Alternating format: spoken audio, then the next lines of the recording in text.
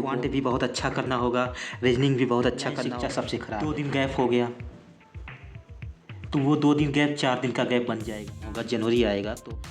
Hello दोस्तों, नमस्कार, स्वागत है आप सभी का आपके अपने यूट्यूब चैनल पे।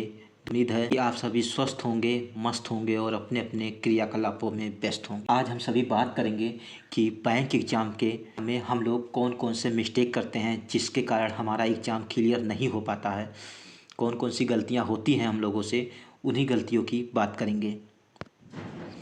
उससे पहले तो मैं आप लोगों को बता दूं कि मैं भी इस वर्ष एक रिपीटर रहने वाला हूं, क्योंकि दोस्तों मैंने आप लोगों को बताया है, पिछले कई वीडियो में मैं आप लोगों को बताता आ रहा हूं कि इस वर्ष मेरा सिर्फ एक ही एग्ज़ाम था, अच्छा गया था, वो था एसबीआई क्लर्क और ये आरआरबी क्लर्क। तो आरआरबी क्लर्क के तो अभी तो मेंस हुए नहीं हैं, तो इसका तो कुछ नहीं कह सकते हैं, पर एसबीआई क्लर्क ही अच्छा गया था। तो एसबीआई क्लर्क अगर ये एग्ज़ाम क्लियर नहीं होता है तो मैं भी आप लोगों की तरह रिपीटर ही रहने वाला हूँ। इस जर्नी के दौरान मैंने कौन कौन सी गलतियाँ की हैं, किन किन गलतियों से सीखा जा सकता है, उसी को मैं आज आप लोगों के साथ शेयर करूँगा, ताकि आप लोग भी उस गलतियों को जानें और उससे सीख लें और आने वाले 2026 के एग्ज़ाम में आप लोग उसको इम्प्लीमेंट करें अपने में और एग्ज़ाम को क्लियर करें। चलिए बात करते हैं कुछ कॉमन मिस्टेक की।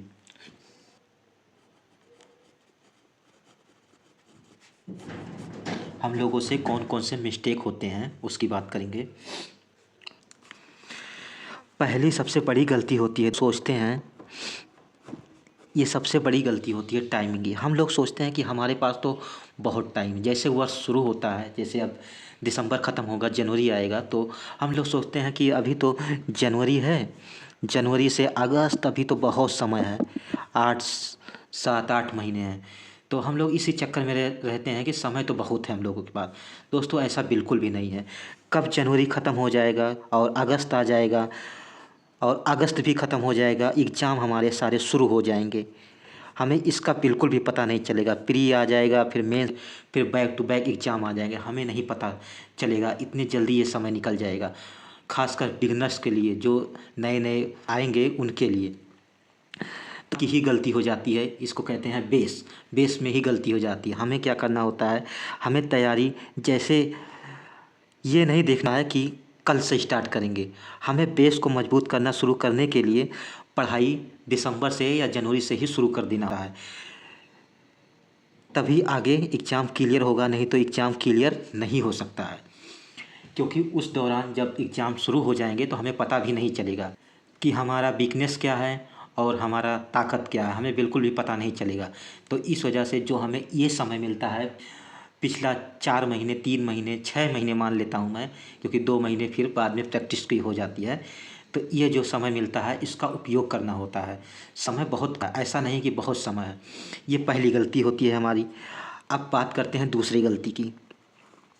दूसरी गलती, सबसे बड़ी गलती ये है कि, गलती नहीं कहेंगे इसको, बैलेंस का क्या मतलब है कि हमारे एग्ज़ाम में जो है 4 सब्जेक्ट आते हैं, 4 सब्जेक्ट, क्वांट, रीजनिंग, इंग्लिश और जीए, ये 4 सब्जेक्ट आते हैं। तो इन चारों सब्जेक्ट में हमें बैलेंस बनाना। बैलेंस का मतलब है जब एग्ज़ाम में 4 सब्जेक्ट आ रहे हैं तो 4 के चारों सब्जेक्ट में ही तो हमें कमांड बनानी होगी। ऐसा थोड़ी ना है कि हम क्वांट में बहुत अच्छे हैं, रीजनिंग में बहुत अच्छे हैं, इंग्लिश में अच्छे नहीं हैं, जीए में अच्छे नहीं हैं, तो हमारा एग्ज़ाम क्लियर हो जाएगा। नहीं, ऐसा बिल्कुल नहीं होने वाला, क्लियर एग्ज़ाम नहीं होगा। एग्ज़ाम क्लियर करने के लिए सब के सब में कमांड बनानी होगी। क्वांट भी बहुत अच्छा करना होगा, रीजनिंग भी बहुत अच्छा करना होगा, इंग्लिश भी अच्छा करना होगा। एक आध सब्जेक्ट होता है, चलिए ठीक है, अगर आप लोग एवरेज स्टूडेंट हैं तो एवरेज स्टूडेंट की बात नहीं करते हैं कि एक आध सब्जेक्ट आप लोगों का वीक होगा तो क्लियर हो जाएगा, हाँ हो सकता है, लेकिन फिर भी हमें चारों सब्जेक्ट में कमांड बनानी ही पड़ती है और अच्छे तरीके से कमांड बनानी पड़ती है। ये हो गया। तीसरी मिस्टेक सबसे बड़ी जो है वो है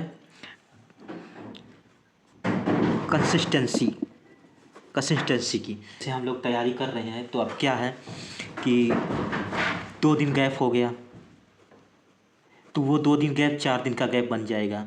हमें गैप नहीं करना है, कंसिस्टेंस रहना है। एक आध दिन कोई बात हो जाती है, जैसे तबीयत ही ख़राब हो जाए या कोई समस्या आ जाए तो वो ठीक है, बाकी हमें गैप नहीं करना होता है, क्योंकि अगर 2 दिन का गैप हुआ तो वो 4 दिन के गैप में कब बदल जाएगा पता नहीं चलेगा आप लोगों को। और ये हो गया गैप का। अब चौथी गलतियों की ही बात कर रहे हैं और उसी में सुधार की भी बात करेंगे। चौथा सबसे बड़ा मिस्टेक हम लोग क्या करते हैं कि हम लोग वीडियो देखते रहते हैं, वीडियो से पढ़ाई करते हैं। ऐसा नहीं है, आप वीडियो को तब तक देखें जब तक आपका बेस क्लियर नहीं हो जाता है।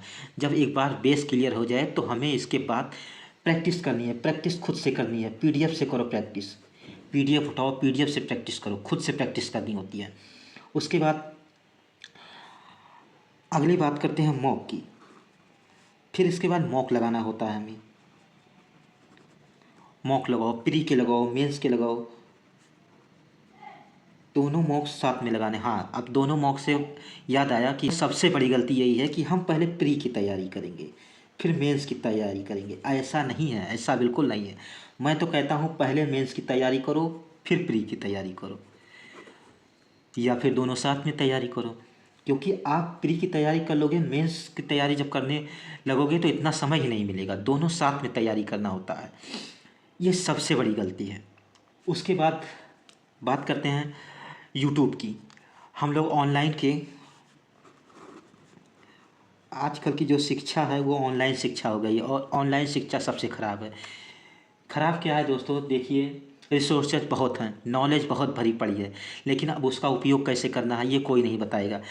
टीचर जो हैं, जो बड़े बड़े टीचर हैं, वो बड़ी बड़ी बातें करते हैं और पॉइंट ऑफ जो सही पॉइंट होता है वो नहीं बताते हैं, वो आपको उलझाते रहते हैं। तो सबसे बड़ी दिक्कत ये है, जैसे कि कुछ फालतू के वीडियो बनाए जाते हैं कट ऑफ वगैरह के, और कट ऑफ के वीडियो बनाएंगे, ये सब बेकार की चीज़ें होती हैं, इसको सबको नहीं देखना होता है। आप अपने क्लासेस से मतलब रखिए। के लिए मेरा एडवाइस ये रहेगा आप लोगों के लिए कि आप लोग, ये दिसंबर तो चला गया ठीक है, जनवरी जैसे ही स्टार्ट होगा, जनवरी से पढ़ने बैठ जाओ और पूरा बेस अपना क्लियर कर लो। सबसे पहले क्वांट में बेस क्लियर कर लो, रीजनिंग में बेस क्लियर कर लो, इंग्लिश में बेस क्लियर कर लो। और जीए का मैं बताता हूँ, जीए को क्या करना है। जीए का जो बैंकिंग अवेयरनेस का सेक्शन होता है उसको क्लियर कर लो। बेस जब पूरा क्लियर हो जाए तो उसके बाद प्रैक्टिस करना शुरू कर दो। प्रैक्टिस के साथ साथ फिर मॉक लगाएंगे। मॉक लगाना बहुत ज़रूरी है, बिना मॉक के आप लोग एग्ज़ाम क्लियर नहीं कर सकते हो। क्योंकि जो वहाँ पर मॉक देने का मतलब ये होता है कि एग्ज़ाम जिस तरीके से आता है उससे हम फैमिलियर रहें, पैनिक ना हो। टाइमिंग वहाँ चलती रहती है, टाइमिंग को देखते हुए टाइमिंग का इशू ना आए, हम पैनिक ना हो, इस वजह से मॉक दिया जाता है। तो मॉक देना बहुत ज़रूरी है, बिना मॉक की स्पीड नहीं आ सकती है। स्पीड के लिए, हाँ स्पीड, ये मैं भूल गया पॉइंट, स्पीड भी बहुत ज़रूरी होती है। प्री में स्पीड का ही पूरा खेल होता है, तो स्पीड के लिए मॉक, जितना मॉक देंगे उतनी स्पीड डेवलप होगी।